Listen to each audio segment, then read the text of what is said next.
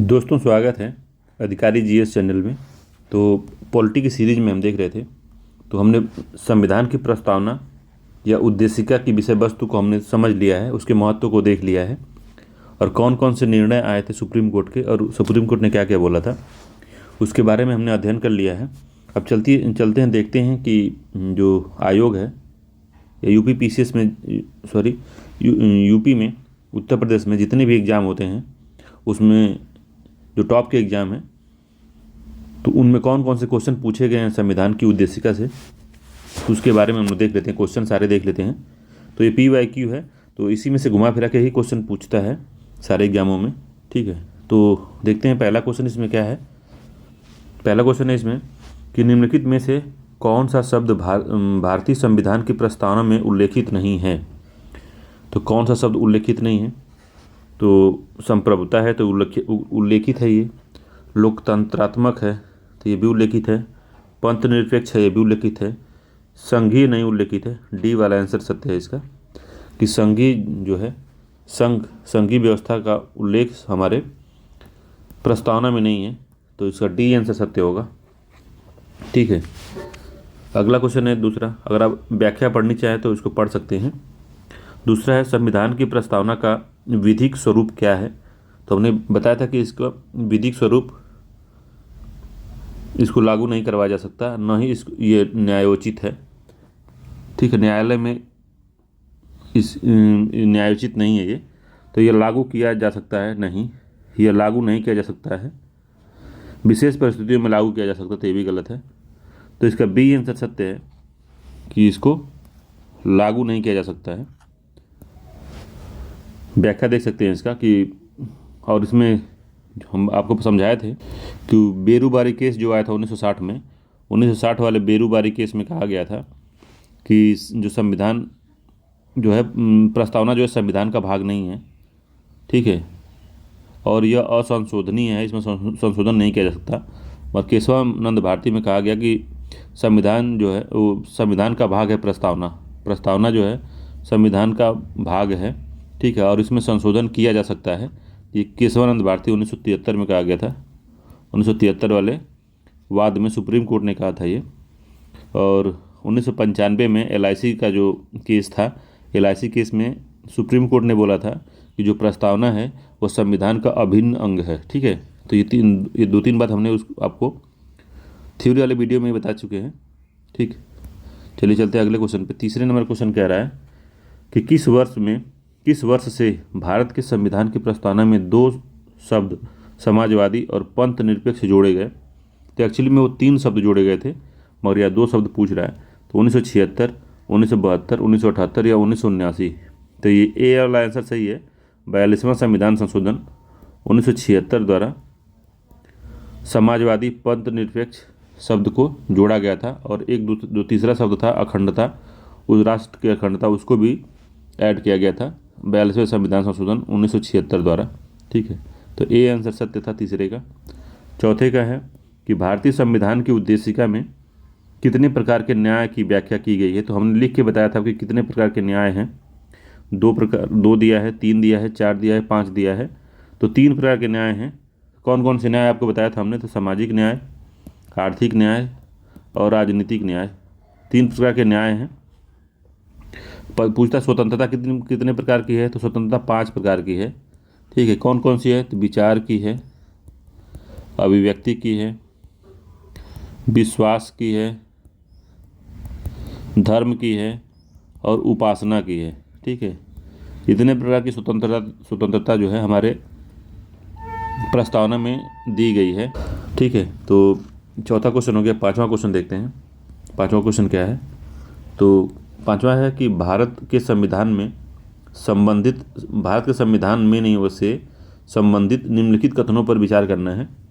पहला है संपूर्ण शक्ति का मूलभूत स्रोत जनता है। तो ठीक बात है, ये भारतीय संघ राज्यों की कृति है, तो इसके बारे में सोच के बताइए। अगला है लोग संविधान के अंतर्गत सामाजिक, आर्थिक तथा राजनीतिक न्याय का उपभोग कर सकते हैं। तो हाँ, कर सकते हैं। डी वाला संविधान सब लोगों को प्रतिष्ठा तथा अवसर की समानता के लिए आश्वस्त करता है। तो हाँ, करता है। तो कौन सा कथन इसमें सत्य है बताना है। ठीक है, तो इसमें बी वाला को देखिए ज़रा। तो भारतीय संघ राज्यों की कृति है। तो भारतीय संघ राज्यों की कृति नहीं है, जो राज्य हैं भारतीय संघ की कृति हैं, तो ये उल्टा लिखा हुआ है। राज्यों से मिलकर संघ बना है भारत का। ठीक है, तो ये उल्टा लिखा हुआ है, तो बी वाला इसका आंसर सही नहीं है। तो इसको 1 2 3 4 इस तरह कर लिख लेते हैं, तो 2 वाला गलत है इसमें। ठीक है, तो कौन सा सही हो जाएगा, तो 1 3 4, तो 1 3 4 सी वाले में, तो सी आंसर इसका सही है। ठीक है, भारतीय संघ राज्यों की कृति नहीं है, राज्यों से भारतीय संघ बना है। तो ये बात विशेष रूप से ध्यान दीजिएगा, ये भारतीय संविधान में लिखा गया है ये। ठीक है, अगला क्वेश्चन है कि जो भारत है, इस भारतीय संविधान में लिखा गया है कि क्या लिखा गया है, इसे यहाँ पे देख लीजिए कि भारतीय संविधान यूनियन ऑफ स्टेट है, यूनियन ऑफ स्टेट है। ठीक है, तो राज्यों का संघ है। ठीक है, अगला क्वेश्चन देखते हैं, अगला क्वेश्चन क्या है। अगला क्वेश्चन 6 नंबर का कह रहा है कि भारत के संविधान की प्रस्तावना में कितने प्रकार के न्याय, स्वतंत्रता, समानता, भ्रातृत्व का उसी क्रम में उल्लेख किया गया है। तो कितने किस हिसाब से किया गया है उसको बताना है। मैंने आपको बताया था कि पूछता है क्वेश्चन, देखिए 2018 में ही पूछा है ये। तो 3 है, तो पहले देखना न्याय कितने प्रकार का, न्याय 3 प्रकार का है। तो अगर आपको ये पता होगा न्याय 3 प्रकार का है, तो पहला क्वेश्चन से हो जाएगा, क्योंकि पहले में ही 3 दिया हुआ है, बाकी किसी में 2 है, किसी में 1 है, किसी में 5 है। तो 3 प्रकार का न्याय है, 5 प्रकार की स्वतंत्रता है, 2 प्रकार की समानता है। 2 प्रकार की समानता क्या क्या है, अब क्या क्या आपको बताए थे आपको, तो प्रतिष्ठा और अवसर की समानता देगा। ठीक है, प्रतिष्ठा की और अवसर की समानता है। और एक प्रकार का जो है बंधुत्व है या भ्रातृत्व है। तो ए वाला आंसर ठीक है इसका। तो इसको पढ़ सकते हैं आप, संविधान की प्रस्तावना को, उद्देशिका को, कि हम भारत के लोग भारत को एक संपूर्ण प्रभुत्व संपन्न समाजवादी पंथ निरपेक्ष लोकतांत्रिक गणराज्य बनाने के लिए तथा उसके समस्त नागरिकों को सामाजिक, आर्थिक और राजनीतिक न्याय, विचार, अभिव्यक्ति, विश्वास, धर्म और उपासना की स्वतंत्रता, प्रतिष्ठा और अवसर की समानता प्राप्त कराने के लिए तथा उन सब में व्यक्ति की गरिमा, राष्ट्र की एकता और अखंडता सुनिश्चित करने वाली बंधुता बढ़ाने के लिए दृढ़ संकल्प होकर अपनी इस संविधान सभा में आज तारीख 26 नवंबर 1949 ईस्वी मिति मार्गशीर्ष शुक्ल सप्तमी संवत 2006 विक्रमी को एतद द्वारा इस संविधान को अंगीकृत, अधिनियमित और आत्मार्पित करते हैं। तो देखिए इसमें न्याय, तो समाजवादी, तो इसमें कैसे नागरिकों को क्या दिया गया है, तो सामाजिक, आर्थिक और राजनीतिक न्याय दिया गया है 3 प्रकार का, 1 2 3 4 5। या विचार, अभिव्यक्ति, विश्वास, धर्म, उपासना की स्वतंत्रता दी गई है, प्रतिष्ठा और अवसर की समानता दी गई है। तो 5 प्रकार का स्वतंत्रता है, 2 प्रकार की समानता है। ठीक है, याद रखिएगा। अब बंधुता 1 प्रकार की है। तो ये दिया गया है, इंपॉर्टेंट था इसलिए दोबारा से बता दिया। यहाँ लिखा भी गया कि 3 प्रकार का न्याय है, 5 प्रकार की स्वतंत्रता है और 2 समानता है, प्रतिष्ठा और अवसर की। अगला है, निम्नलिखित में से कौन सा एक भारत के संविधान की प्रस्तावना का भाग नहीं है। तो समाजवाद तो है, व्यक्ति की गरिमा भी है, राष्ट्र की एकता अखंडता भी है, योजनाबद्ध विकास नहीं है। तो सी वाला आंसर सही है, योजनाबद्ध विकास नहीं है इसका। अगला क्वेश्चन है कि भारत की संप्रभुता के संबंध में निम्नलिखित में से कौन से कथन सही हैं। तो पहला है, भारत राष्ट्रमंडल का सदस्य है। तो हाँ है। तो राष्ट्रमंडल की सदस्यता के कारण भारत की संप्रभुता कम हो जाती है। तो नहीं, कम नहीं होती है। मैंने बताया था कि इसका कोई प्रभाव नहीं पड़ता हमारी संप्रभुता पे। तो इसका केवल एक सत्य है। ठीक है, तो 8वें का कौन सा क्वेश्चन आंसर सही है, तो 8वें का ए सही है। ठीक है, केवल ए सही है इसका कोई प्रभाव नहीं पड़ता है।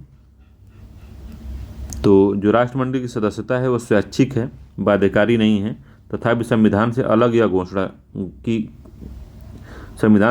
घोषणा किसी भी तरह से भारतीय संप्रभुता को प्रभावित नहीं करती। वर्तमान में राष्ट्रमंडल के 54 सदस्य हैं। ठीक है, अगला क्वेश्चन 9 नंबर का है कि भारतीय संविधान के निर्माण से संबंधित निम्नलिखित कथनों में से सही है। तो क्या सही है, तो पहला है, पंडित नेहरू के उद्देश्य प्रस्ताव का जो संविधान सभा द्वारा स्वीकार किया गया संविधान के निर्माण पर असर था, पहला है। दूसरा है, उद्देशिका बहुत महत्वपूर्ण उद्देश्यों की पूर्ति करती है। तो ये तो बात ठीक है। तीसरा, संविधान को भारत के लोगों ने आदेशित किया। तो आदेशित किया, ये बात ठीक है। तो आदेशित किया था, ठीक है। चौथा है, राज्य के मुखिया को लोग प्रत्यक्ष रूप से निर्वाचित करते हैं। तो प्रत्यक्ष रूप से नहीं करते हैं, अप्रत्यक्ष रूप से करते हैं। मुखिया मतलब राष्ट्रपति को। तो ये वाला गलत हो गया, चौथा वाला। तो ध्यान से इसको पढ़िएगा, चौथा वाला गलत हो गया। तो 1, 2, 3 इसका सही आंसर है। तो ए आंसर इसका सही है, ठीक है। तो संविधान के निर्माण पर असर पड़ा था नेहरू के उद्देश्य प्रस्ताव का, ये बात ठीक है, ठीक है। हमारे जो मुखिया हैं उनका अप्रत्यक्ष रूप से चुनाव होता है राष्ट्रपति का, ठीक है। अगला है, तो जो भारत में प्रधानमंत्री जो होता है, जो कार्यपालिका का अध्यक्ष होता है, कार्यपालिका के हेड होता है, ठीक है, उसका चुनाव जो होता है डायरेक्ट होता है या प्रत्यक्ष चुनाव होता है उसका, प्रधानमंत्री का। बाकी जो राष्ट्रपति है, जो हमारे राज्य का प्रधान है, उसका जो चुनाव होता है इनडायरेक्टली होता है, ठीक है।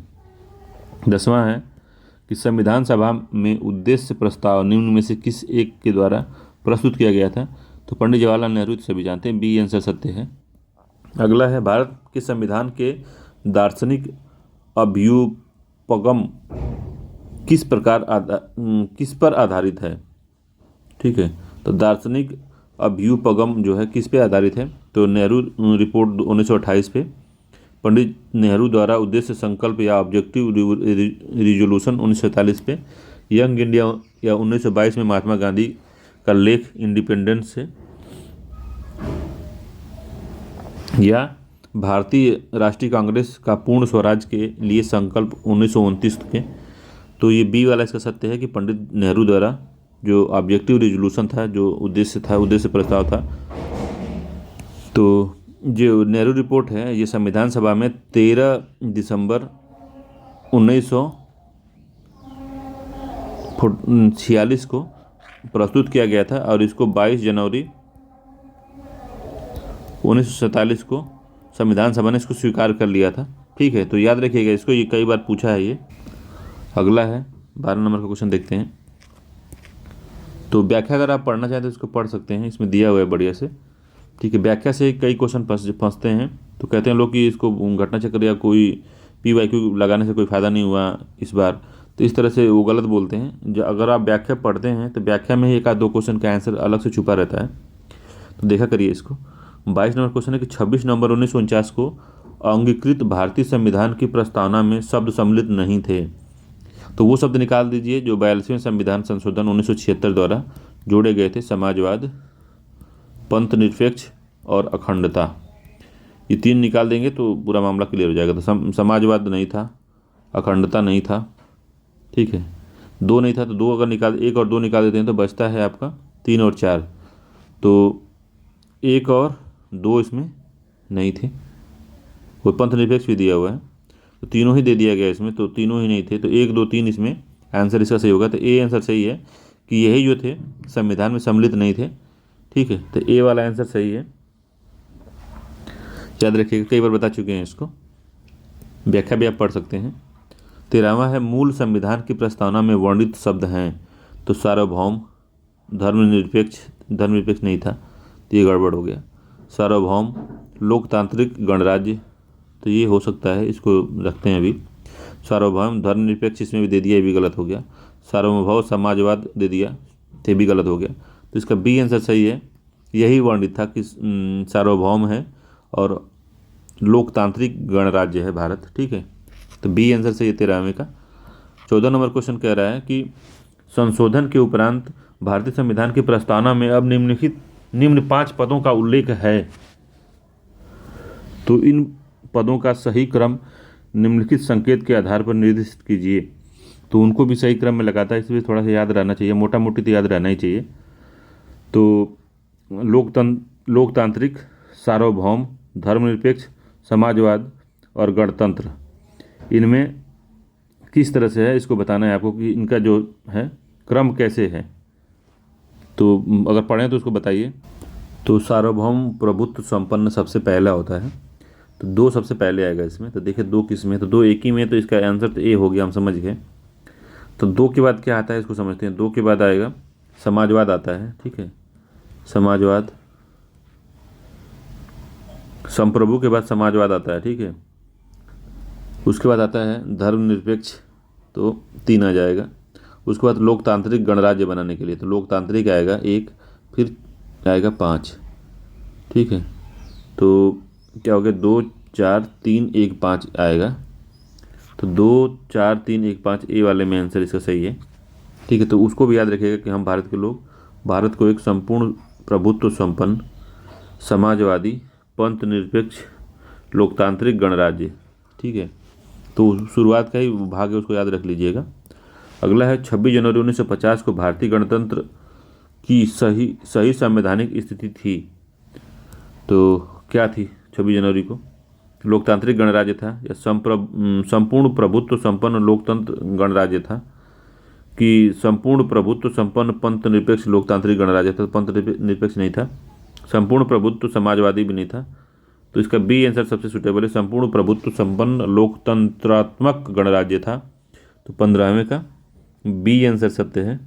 ठीक है, अगला क्वेश्चन है कि भारतीय संविधान की 42वें संविधान संशोधन द्वारा प्रस्ताव में जोड़ा गया था। तो प्रस्तावना में क्या जोड़ा गया था? धर्मनिरपेक्ष, समाजवादी, धर्मनिरपेक्ष, समाजवादी या गणतंत्रात्मक? तो समाजवादी धर्मनिरपेक्ष जोड़ा गया था, तो बी आंसर सही है इसका। अखंडता भी जोड़ा गया था मगर क्वेश्चन में नहीं उसको शामिल किया है। अगला है, ये 2 शब्द धर्मनिरपेक्ष एवं समाजवादी प्रस्तावना में जोड़े गए, ये कौन सा संविधान संशोधन था? तो 42वां संविधान संशोधन था। तो सी आंसर सत्य है, 42वां संविधान संशोधन था। 18 नंबर क्वेश्चन है कि भारत के संविधान की उद्देशिका में निम्नलिखित शब्दावली जिस अनुक्रम में दी गई है वह क्रम कौन सा है? तो हम भारत के लोग भारत को एक संपूर्ण प्रभुत्व संपन्न समाजवादी पंथ निरपेक्ष लोकतांत्रिक गणराज्य। तो 18वां का कौन सा होगा बताइए? दूसरा है संपूर्ण प्रभुत्व संपन्न गणराज्य समाजवादी, तो दूसरा तो गलत है। ठीक है, तो दूसरा वाला गलत हो गया क्योंकि ये उलट दिया। हम भारत के लोग भारत को संपूर्ण प्रभुत्व संपन्न समाजवादी पंथ निरपेक्ष लोकतांत्रिक गणराज्य बनाने के लिए, इसका पहला ठीक है और बाकी सारा जो है उल्टा पुल्टा दिया हुआ है। ठीक है, तो ए आंसर इसका सही है। तो प्रस्तावना याद करते तो आपको क्वेश्चन कई सॉल्व कर लेते। अगला है कि निम्नलिखित में से कौन शब्द भारतीय संविधान की प्रस्तावना में नहीं है? तो उदारवादी नहीं है, धर्मनिरपेक्ष पंथ निरपेक्ष है, लोकतंत्रात्मक भी है और सार्वभौम भी है। तो इसका ए आंसर सही है, यही नहीं है। 20वां है, भारत के संविधान की उद्देशिका में कितने प्रकार के न्याय की व्याख्या की गई है? तो न्याय जो है वो 3 प्रकार के न्याय हैं। तो कौन कौन से हैं? तो सामाजिक है, आर्थिक है और राजनीतिक न्याय है। 3 प्रकार के न्याय की व्याख्या की गई है। ठीक है, अगला है 21 नंबर का कि भारतीय संविधान की प्रस्तावना में प्रयुक्त न्याय शब्द अभिव्यक्त करता है। तो क्या करता है? आर्थिक, पद तथा अवसर की समानता। तो प्रस्तावना में न्याय शब्द नहीं, आर्थिक तथा राजनीतिक न्याय, तो इसमें 2 शामिल हैं अभी, तो ये भी नहीं है। राजनीतिक तथा सामाजिक न्याय, तो ये भी नहीं है। सामाजिक, आर्थिक तथा राजनीतिक न्याय, तो डी वाला इसका आंसर सही है। यही बात सही है, 3 जो है न्याय को अभिव्यक्त करता है। अगला है, निम्नलिखित में से कौन भारतीय संविधान की प्रस्तावना में उल्लेखित नहीं है? तो सामाजिक न्याय है, राजनीतिक न्याय भी है, आर्थिक न्याय भी है, धार्मिक न्याय इसमें शामिल नहीं है। तो डी आंसर सही है, धार्मिक न्याय नहीं शामिल है। ठीक है, 23 नंबर क्वेश्चन है कि भारत के संविधान के आमुख का लक्ष्य उसके सभी नागरिकों के लिए सुनिश्चित करता है। सामाजिक आर्थिक न्याय, हाँ। विचार तथा अभिव्यक्ति की स्वतंत्रता, हाँ। अवसर की समानता, हाँ। व्यक्ति की प्रतिष्ठा, तो हाँ, व्यक्ति की गरिमा का ध्यान रखता है। तो 1 2 3 4 सभी चारों इसमें, तो कूट स्कीम में सही उत्तर का चयन करें तो चारों ही सही हैं इसमें। ठीक है, तो 23वां का डी आंसर सही होगा। अगला क्वेश्चन कह रहा है 24 नंबर क्वेश्चन है, कहता है कि भारत संविधान के किस भाग या भागों में आर्थिक न्याय को संविधान का लक्ष्य घोषित किया गया है? तो आर्थिक न्याय जो है संविधान का लक्ष्य कहाँ कहाँ घोषित किया गया है? तो प्रस्तावना में और मौलिक अधिकार में, प्रस्तावना में और डीपीएसपी में, मौलिक अधिकार और डीपीएसपी में, प्रस्तावना, मौलिक अधिकार और नीति निर्देशक सिद्धांत में। तो कहाँ कहाँ पे आर्थिक न्याय की बात की गई? तो आर्थिक न्याय, ध्यान दीजिएगा, बस एक ही न्याय की बात कर रहा है अभी, आर्थिक न्याय की। वो प्रस्तावना में है तथा नीति निर्देशक सिद्धांत में भी है। आर्थिक न्याय। आर्थिक न्याय जो था हमारे संविधान के फंडामेंटल राइट में भी था, मगर उसको हटा दिया गया था। ठीक है, तो संपत्ति के अधिकार को हटाया गया था 44वें संविधान संशोधन 1974 के 1976 द्वारा, 74 नहीं 1976 के द्वारा, सॉरी 1976 नहीं तो 1978 में था, याद रखिएगा। 44वां संविधान संशोधन 1978 द्वारा, जब हमारे यहाँ इमरजेंसी हट गई थी, दूसरी सरकार बदल गई थी, जो सरकार बनी थी उसने 44वां संविधान संशोधन लाया और उसने फंडामेंटल राइट से जो आर्थिक न्याय था, आर्थिक जो उसमें था कि आर्थिक अधिकार, फंडामेंटल राइट जो बना था उसको इन्होंने हटा दिया। ठीक है, हटा के उसको विधि का अधिकार बना दिया। तो याद रखिएगा, इसमें बी आंसर सही है। प्रस्तावना और डीपीएसपी में प्रावधान है किसका? तो आर्थिक न्याय का। अगला है, निम्नलिखित में से किस वाद में उच्चतम न्यायालय ने धारणा प्रस्तुत की कि उद्देशिका संविधान का भाग है? तो कौन सा था? यूनियन ऑफ इंडिया बनाम कोहली नहीं, बनारसी दास बनाम स्टेट ऑफ यूपी ते भी नहीं, बम्बई बनाम union of India, Malak Singh बनाम स्टेट ऑफ पंजाब। तो किस में कहा गया था? तो आप सोचेंगे इसको तो इसमें तो किसी कोई पढ़ा ही नहीं है। तो सुप्रीम कोर्ट ने कहा था कि बम्बई बनाम यूनियन ऑफ इंडिया में कि उद्देशिका संविधान का भाग है, ये बात कहा था और इसको माना गया था कि नहीं एकदम भाग है ही। तो 1973 के केशवानंद भारती केस में ये एकदम से मान लिया गया कि नहीं, जो उद्देशिका है संविधान का ही भाग है। ठीक है, तो याद रखिएगा, बम्बई बनाम यूनियन ऑफ इंडिया में उच्चतम न्यायालय ने यह अभिनिर्धारित किया कि उद्देशिका संविधान का एक भाग है। केशवानंद भारती बनाम केरल राज्य में 1973 में इस मामले में भी उद्देशिका को संविधान का भाग माना गया। ठीक है, तो सी आंसर सही है। अगला क्वेश्चन है कि 26 नंबर का, कि सर्वोच्च न्यायालय के कौन से निर्णय में तय हुआ कि प्रस्तावना संविधान का अंग है? तो गोलकनाथ बनाम पंजाब स्टेट तो नहीं, केशवानंद भारती बनाम स्टेट ऑफ केरला, तो ये बात ठीक है। ए के गोपालन भी नहीं है और मिनर्वा मिल्स भी नहीं है। ठीक है, तो बी आंसर सही है इसका। अगला क्वेश्चन है 27 नंबर का, कि किस वाद के फैसले में सर्वोच्च न्यायालय ने सर्वप्रथम घोषित किया कि उद्देशिका संविधान का हिस्सा नहीं है? तो सर्वप्रथम ये बेरुबारी केस 1960 में, ए आंसर सही है। 1960 में सर्वप्रथम घोषित किया गया कि जो प्रस्तावना है, सुप्रीम कोर्ट ने माना कि प्रस्तावना है वो संविधान का हिस्सा नहीं है और इसमें संशोधन नहीं किया जा सकता। ठीक है, तो बेरुबारी केस में घोषित किया गया था।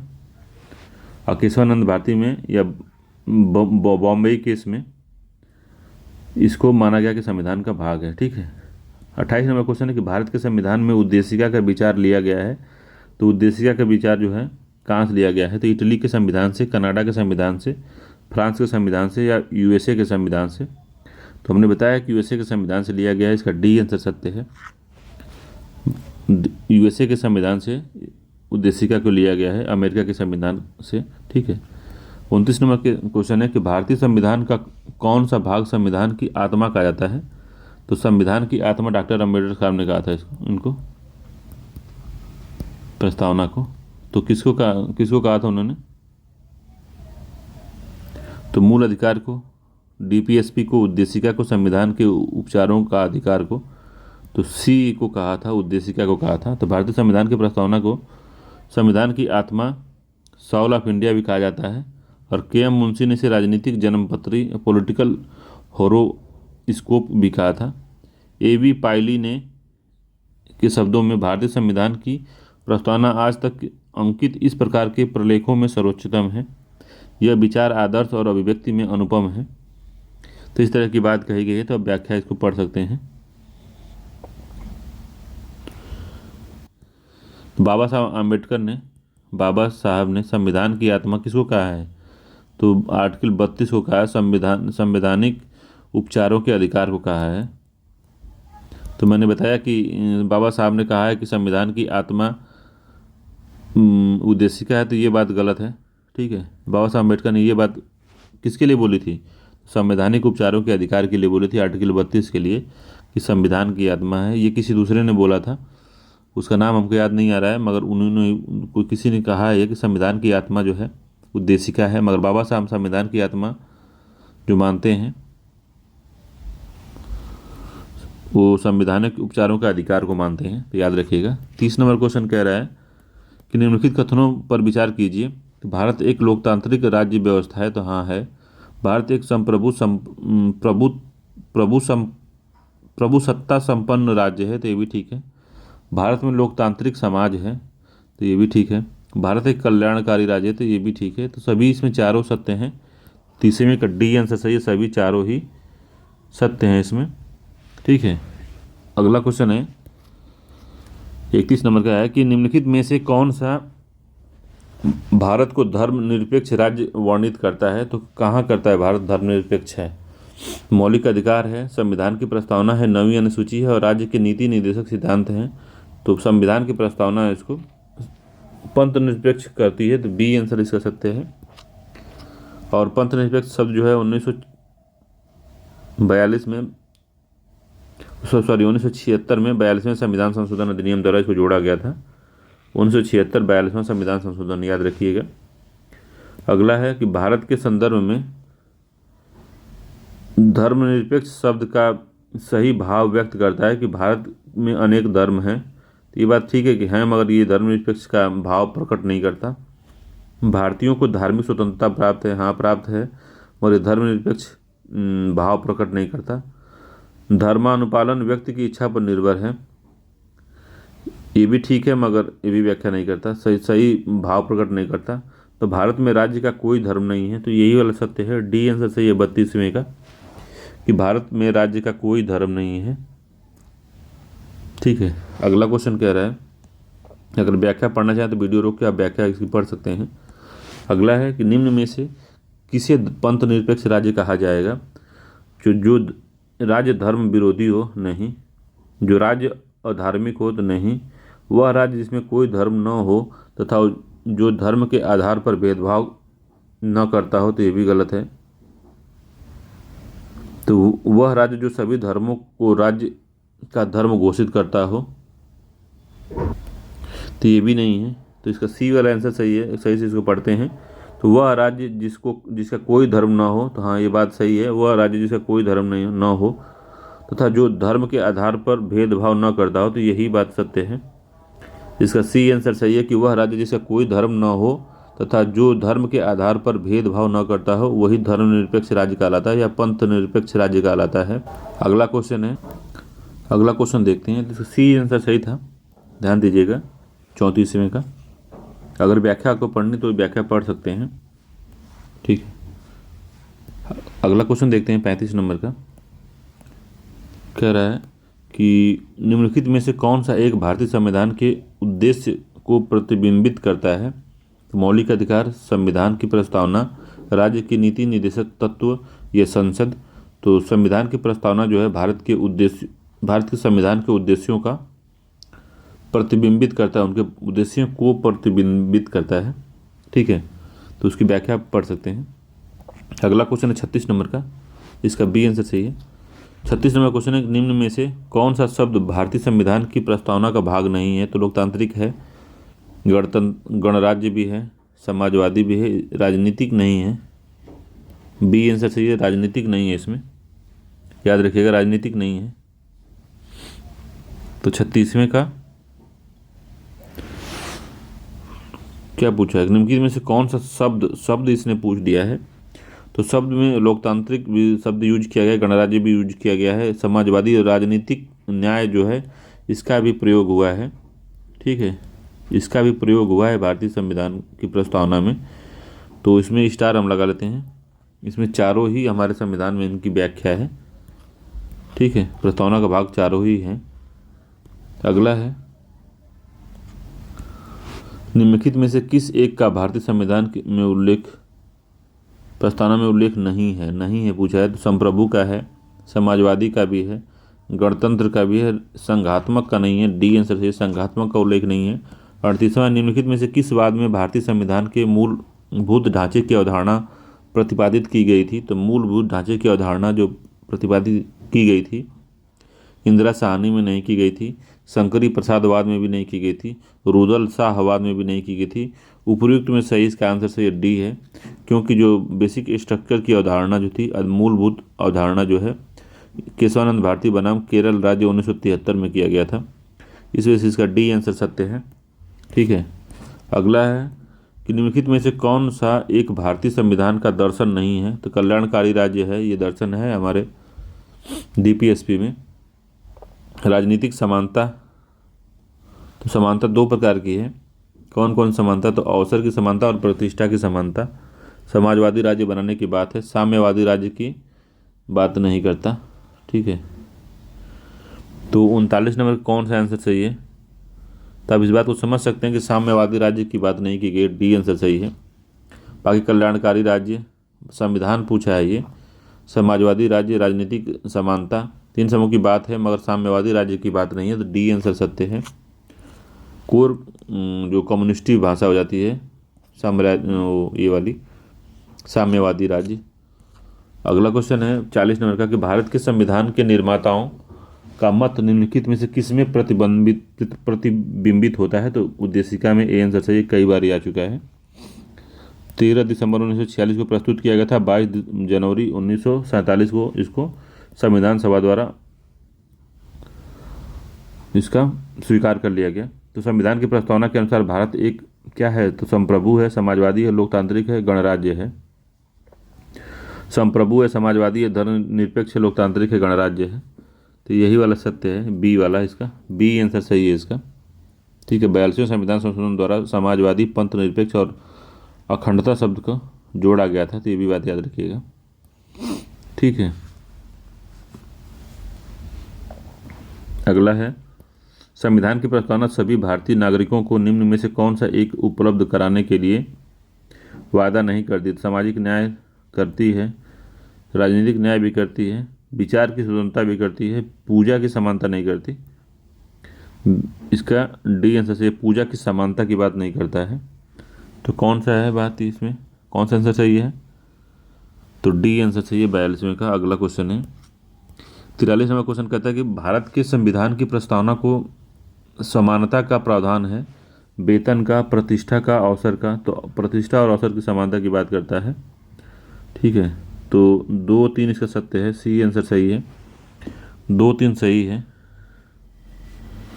ठीक है, समान कार्य के लिए समान वेतन जो है, वेतन की समानता की बात किस में है? तो वो है डीपीएसपी में। अगला क्वेश्चन है, अगर चाहें तो इसको आप पढ़ सकते हैं कि संविधान की प्रस्तावना को संविधान की आत्मा कहा गया। अनुच्छेद 32 को अम्बेडकर ने संविधान की आत्मा कहा है। प्रतिष्ठा, प्रस्तावना में प्रतिष्ठा और अवसर की समानता की बात कही गई है।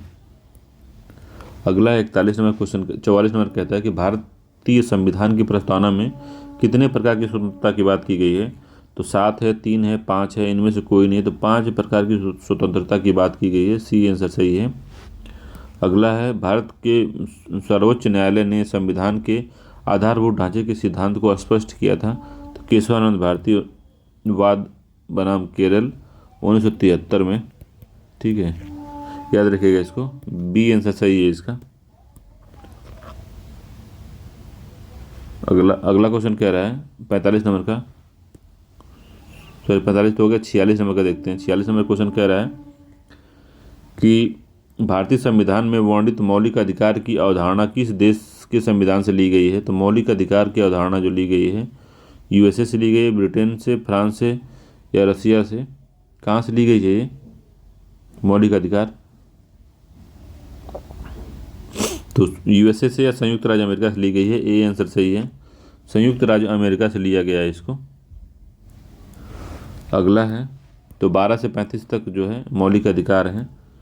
47वां क्वेश्चन है निम्नलिखित में से कौन सी शब्दावली भारत के संविधान में उल्लेखित नहीं है? तो वार्षिक वित्तीय विवरण उल्लेखन है, विनियोग विधेयक का भी है, भारत की संचित निधि का भी है, बजट का उल्लेख जो है भारत के संविधान में नहीं है। तो सी आंसर सही है, बजट का उल्लेख नहीं है। ठीक है, अगला है तो 47 क्वेश्चन हो गए हैं। अगला 47 क्वेश्चन था हमारे उद्देशिका में।